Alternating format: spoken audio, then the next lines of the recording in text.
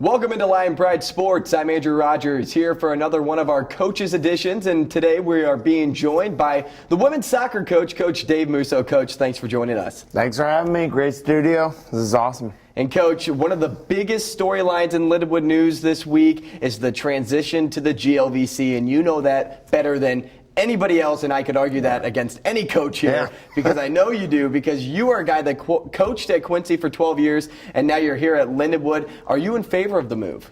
Oh, I love the move. As a player, too, I played at Quincy University, so 4 years there.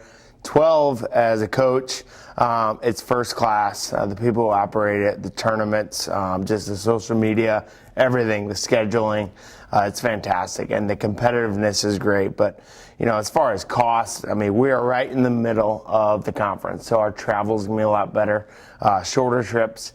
I know we just went to Oklahoma, and it was like an 8-hour trip. We got home at 2 in the morning, and our longest trip in the GLVC might be to Lewis, which is in Joliet.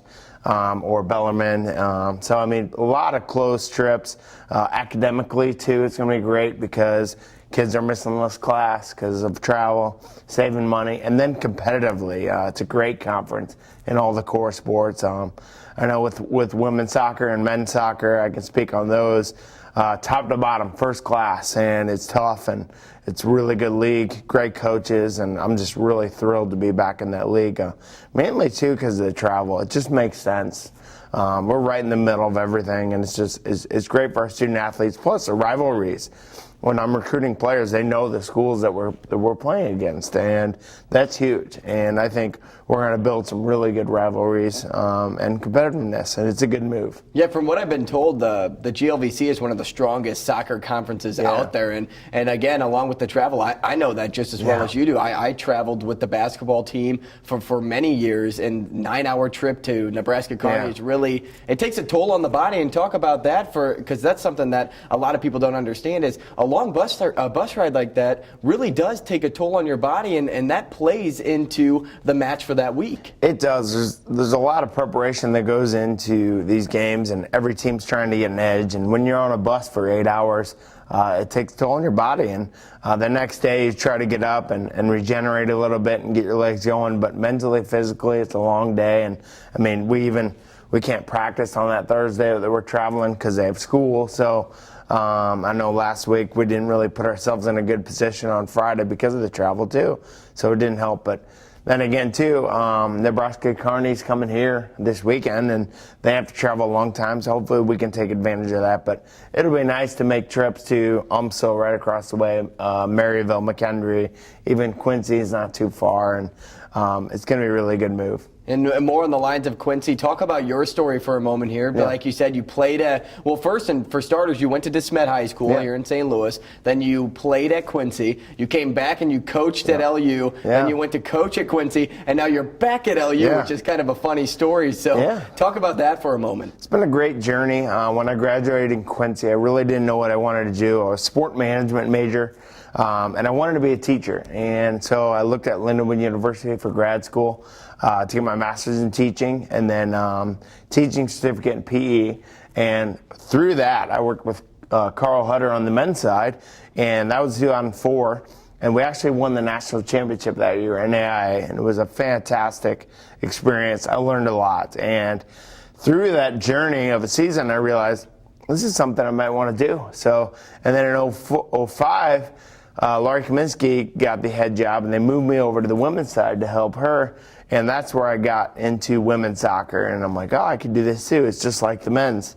So then in 2006, Quincy University job opened, and I was an alum there, so they took a shot on me, a young coach then, and we turned an under 500 program into an NCAA tournament powerhouse team, and we made 10 NCAA tournaments in 12 years, and that was a great experience. I love Quincy University, but this job opened up last offseason, and I knew this is the place I want to be. Every time I came back here, things are growing, and the facilities, the resources are outstanding here, and when I came on my interview, it was just a place that I just felt right. Plus, I'm from the area, too, so it's really nice to be home and be back and do what I love doing.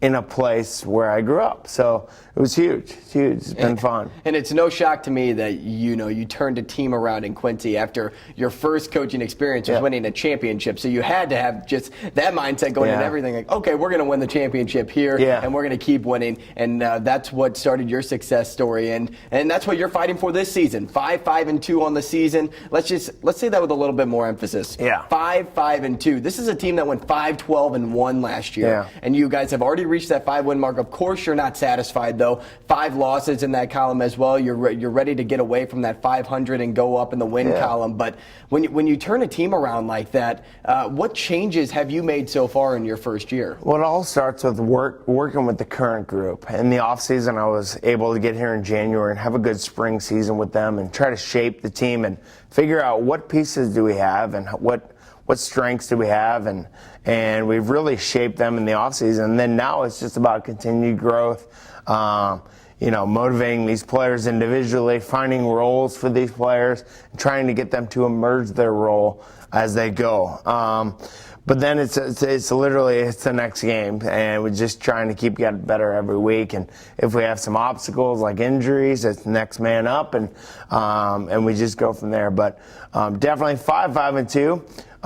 It could be better with this group. I think we could have found some wins that maybe we tied or lost, but also too it could have been worse. So I mean, they're buying in, they're doing great, and I think hopefully if we keep trusting this process that as this goes and as we hit postseason, we will hit stride and play our best soccer, and then hopefully put ourselves in a position to compete for a championship.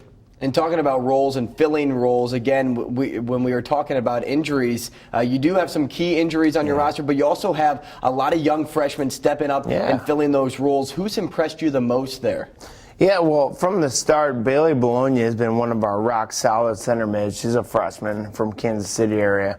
She's played probably 85 minutes every game and just been, rock solid in there and just battles like a senior almost. So that's been great. But then through time, we've got some transfers coming in that have helped. Marissa Baria, but also she's one of those people out with the concussion right now. So we need freshmen to step up. Like Maggie Miller's started last Sunday. She did a really good job.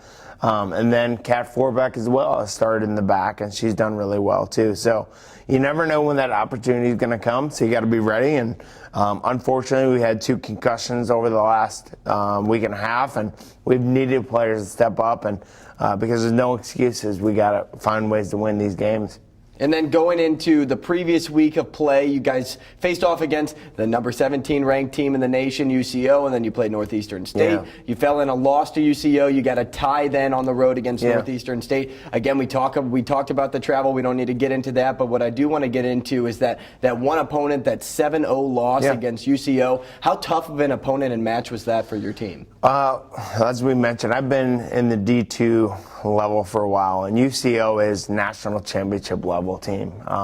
There's probably 6 teams right now that are that good, and UCO is having one of those seasons. They're just all around put together, and it was a tough challenge for us because we lost a couple players. One a couple days before the game, so we didn't get to prepare, and then also Marissa 5 minutes into the game, and so we were just playing on our heels the whole time, and it was just it was one of those games where when it's over, you just kind of wipe it out and say, okay, on to the next one. And if we do face them again, we learn from that, and maybe tactically we change some things and give them our best shot. But all respect to them, they're a really good team this year, and that's a level that this program needs to get to, and it doesn't happen overnight. So it's going to be a process, and it starts with working with these current group, and then bringing in some more players and reloading and trying to get better each day. So in time, that's the level that we want to get to. But they were fantastic, so we give them credit and then move on, and now it's the next game. And getting to that level, one of the players that's basically already there is Morgan Weller, and she's a girl that's going to be a Lion for a little bit longer. She's had an outstanding career, 5 goals, 3 assists, and she's only a sophomore to add. Yeah, and she's taken steps from freshman year, and even this year I've seen her grow, and it's tough as a forward. It takes time to get used to the level, and I've seen growth with her. She needs to just keep working, but there's more in her. Mentally, physically, she can reach an even higher level, and we need her. and then we can start filling in more forwards as it goes. And we've got her for another 2 years after this one, so that's going to be good. And a lot of the core of our group is young. We have a lot of sophomores and freshmen, and we have a smaller group of seniors and juniors. Important group, but the numbers, quantity-wise, we're a pretty young team, and that alone is a challenge. In 2 games this weekend, 2 home games, I should add, and you can check that out at Harlan C. Hunter Stadium. And when we go into these matchups, Nebraska Kearney first, Fort Hays State second. Talk about Nebraska Kearney and the preparation going. Yeah, right now there's a very similar team to us. They're 3-1 in standings for the MIAA, so they're right ahead of us. So this game is really important because, one, if we can knock them down and beat them, they go down, and then we can reverse and go ahead of them. So really important game for us. They're very similar. They have a new coach a couple years into it, so she's got them rolling, just watching tape. So it's all about Friday in preparation for that game. And then once that game's over, Jeff and I will really start introducing the Sunday game to our players Friday night and Saturday morning. So. And then taking a look at Fort Hays State, the Lions haven't beaten Fort Hays State since 2012. What can change this year? What is going to change on Sunday to stop that losing cycle? That is a stat I did not know, and I don't really care about because it's the past, and that's kind of crazy. I didn't know that. So that might be something I use in my pregame.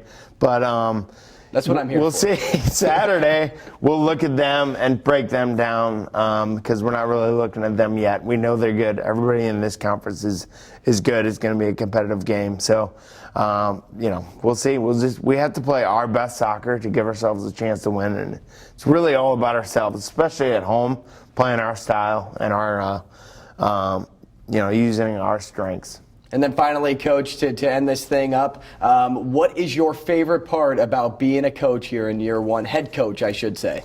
I think it's the challenge and working with this group and new people. And, I was always nervous to leave my program at Quincy University because there's the players that I recruited and I've had that program rolling. And the challenge for me personally in my career to connect with these new players and try to get the best out of them and find passion for them, in their game too, and try to lead them to a championship too. So it's pretty exciting to work with this group.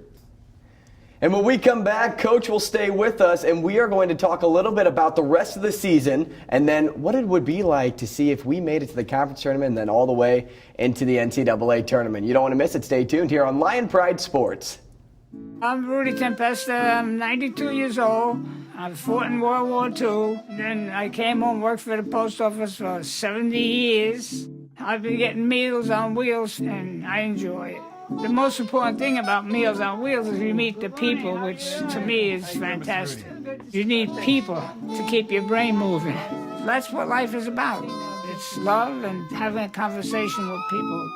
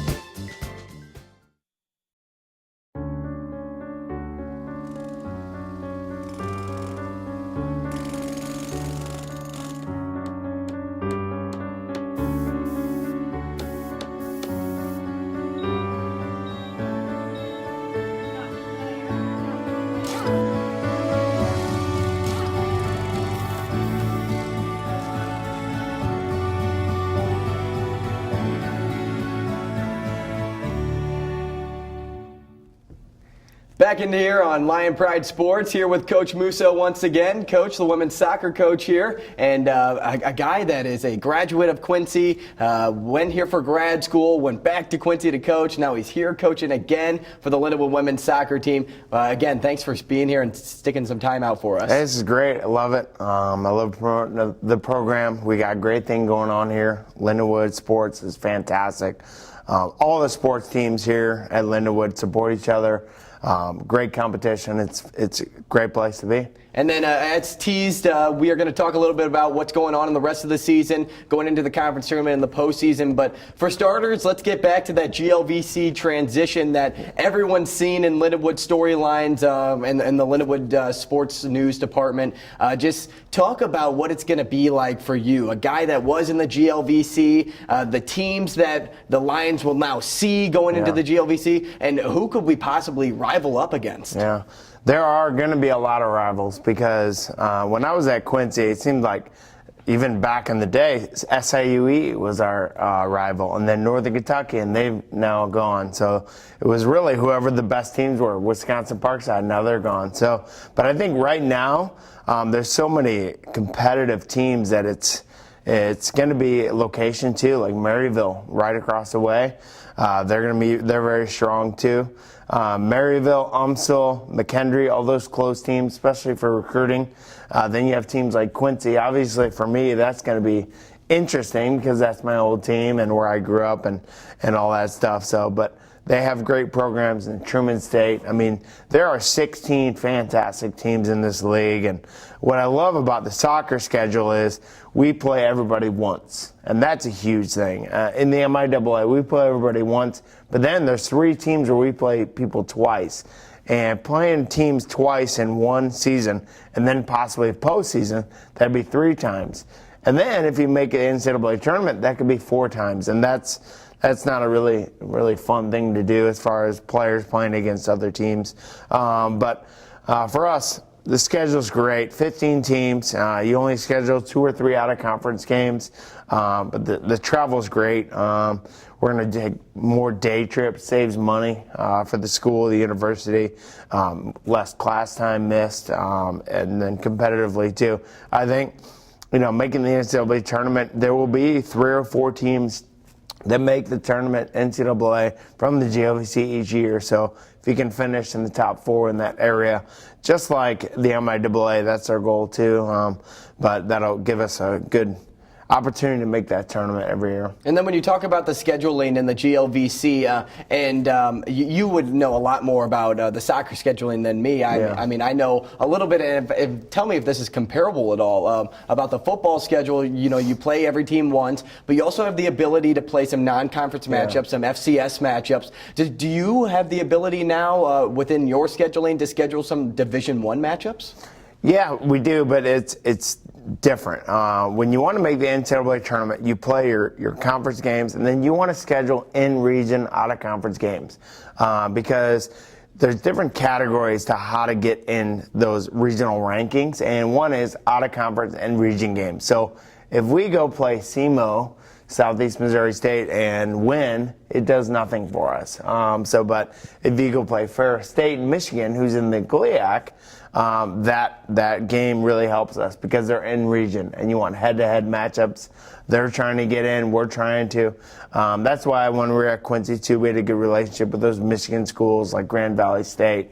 But also too, what's great for us, we've already scheduled our out-of-conference games for next year. We're going to play Missouri Western, who's in the MIAA, and Emporia. So those are good teams right now. If you look at their record, they're looking to try to make the NCAA tournament this year. So we always try to schedule good out-of-conference games to then help us get in the NCAA tournament. So with the GLVC, 15 games, schedule 2 or 3 out-of-conference, and that's it. So and I know for Carl Hutter, that's going to be a great asset to have your schedule already there scheduled for you because he's scheduling games left and right here because the MIAA league is so small. So it's a huge advantage to have it all set, especially because the teams are already good, so it's competitive, and I know scheduling is always a difficult part. And then when we look now toward the schedule of this season, the final 6 games, of course, we start off with Nebraska Kearney here this weekend. That's the first game, and then you guys will take on Fort Hays State. But when you go in and you're practicing for a game against Nebraska Kearney, how are you able to make a quick turnaround with your players and to remind them, hey, we have 2 games in this weekend and not just one. So when it comes to preparing for a game, you have to be ready for both opponents. Yeah, our main thing is really shaping ourselves and preparing ourselves. The goal is to have teams adjust to us. Obviously, we look at scouting reports and we know what their strengths and weaknesses are, but it's really about Lindenwood women's soccer. And if we can play the best style of soccer that we can provide out there, then we'll give ourselves a good chance. Especially some of these games that we lost. It's really on us. We've kind of made some goofy mistakes here and then, and if we can really just knock those out, then we put ourselves in a good position to win. So it's really about preparing ourselves, and then Friday's game. What style of play do they play, and what are their strengths? What are their weaknesses? And then once that game's finished, we look at Sunday. So if you look at 2 games, then you might, not put all your focus on that Friday game. So it's really about ourselves. And as Coach just said, you can check out the Lions here in action at Hunter Stadium. Both home games, one on Friday, one on Sunday, and you can check them out again at Hunter Stadium, which are going to be phenomenal matchups for you. Now, you talked about Emporia State. You guys are going to be playing them next season as a non-conference matchup. That is going to be the 3rd game we see coming after Fort Hays State. So you go back on the road, you take on Emporia, and you take on Washburn in the same road trip. Another decently far road trip to travel to. When you go into these matchups, what can you expect? Because as you already stated, Emporia State's a good team. Yeah, what a great opportunity. One, we got to get through this weekend at home. We got to perform and get results at home. That will then put us in a position to just go all out next week. And Emporia came to us early in this year and played a different team, so we've seen them play. They're a really strong team, and they've done a great job as far as getting results. So that's a game that's going to be tight. And we know that we're going to have to grind it out on a grass field, away. So it's going to be one of those gut check games, and we just got to give our all and play our best soccer and just find a way on the road. And then a little bit later on, you're going to be playing the number 1 team, the team that won the national title last year, UCM. You guys put up a fight here at home, 3-0 loss. When I say a fight, of course, 3-0, you want at least to see a goal on the stat sheet. But now you're going into Warrensburg. Does this make that matchup any more difficult than it was at home? I say it would be a little more difficult, but what changes that is we've played them already. And we didn't come out the first 10 minutes. We kind of came out scared because they're the national champs, and we're a young team, and we're trying to handle that adversity. But it was a great learning experience, and after that first 10 minutes, we really played well. We played with them. We gave ourselves a chance to get back in that game, and then, again, some goofy mistakes on our end. Good teams like Central Missouri capitalized on it, and that's what good teams do. So we've got to be the ones capitalizing on their mistakes and just put together a full 90. But we've played them already. They've also played us already, so we've got to adjust and just grind. But that's down the road from now. Right now, our focus is on the now. And then the final game of that schedule is Northwest, your final home game, which is kind of weird. You only play one game at home to end the season, but how big of a game will that be to lead into the conference tournament? One thing that's cool about that game, it's our senior day, and you're always looking for things to motivate the team, not only tactically, how to play the game, but mentally too. We're going to play great that game because we're playing for these awesome seniors who've brought so much to this program over the last 4 years, and Brittany Steiger too. It's our 5th year, so we'll be playing with some emotion that game, and who knows, that game might determine where we are in the standings for that postseason. Our main goal right now is to be in the top 4 of the conference, and that's going to be a lot of hard work. And the reason why you want to be in the top 4 is because you want to host a game first round. So if we can do that, that'd be great. But what really matters is the now, because there's only 6 games left, so they all matter so much. We don't want to look at that last weekend and be like, oh, we've got to win both games or split one game. It's all about now, and then hopefully down the road we can finish at a good one. We want to be in the conference tournament, but two, if we can finish in the top four, that'll really help. And then if you make it into the conference tournament, talk about what it would be like to be a team there. Give us the structure of it. And excuse me, 2-2-1 on the season right now in conference play. So you're on your pace to get there. Yeah. But if you do get there, where do you see yourselves being structured? Then it's one game at a time, and it's just grinding and finding a way. It's a will, and just finding a way to advance, whether that's, winning 5-0 or advancing in penalty kicks. It doesn't matter, okay? You just move and advance, and then you want to get to that Final Four weekend. So the main thing, too, is one game at a time, then to that quarterfinal game, hopefully at home, where you just get into that Final Four. And then once that happens, who knows? Who knows what can happen? And hopefully we gain momentum at that time and run with that momentum and that belief, and then the postseason magic happens. So. And then when you run with that momentum, it would lead to the NCAA. Yeah, now we're talking. So now we're getting there. We're there. We're here. We're good. Yeah. So we're at the same mind. Yeah, I like where we're at. But when we do get there, and you were on a team that won, the NAIA, coaching a team that won the NAIA championship. So you've been there. You've seen that level of play. So going into that, if you see it for the girls this year, when you see it for the girls this year, what are the nerves like, or the feelings, emotions going into a game like that? To be honest, too, when you get to that point, both teams are nervous because the losers, their season's finished. And, that's where you need your leadership to step up and your seniors to, hey, let's go. Let's leave it all on the field and have no regrets. And they're going to be a really good opponent that we would face, and we're a good opponent. So it's going to be about executing, finding those moments, and just finding a way to win the game. And if we do get to that point, we will then have had experience in the MIAA conference tournament, use that experience to then take us to the NCAA tournament. But everybody's good at that point, so we'll have to be on the best of our game to advance. And we're getting there, Coach. We will. We're going to end up there by the end of the season. You can bet on it. Coach, you're a great interview. Thank you for taking some time with me today. That's Coach Musso of the Littleville women's soccer team. If you want to check them out, UNK to start off on Friday, and then Fort Hays State here at Hunter Stadium on Sunday. That'll do it here for Lion Pride Sports. For myself, Andrew Rogers, for Coach Musso. That'll do it here. Stay tuned for next week.